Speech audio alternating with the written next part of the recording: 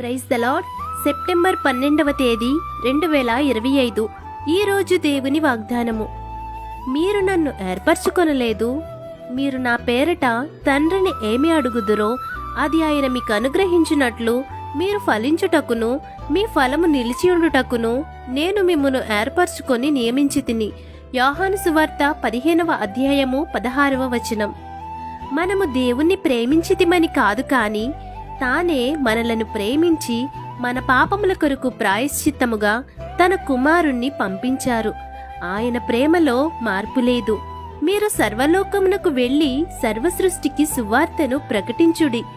మీరు ఆయనను ప్రేమించారని కాదు, కాని ఆయనే మొదట మిమ్మును ప్రేమించి మిమ్మును ఏర్పరచుకున్నారు.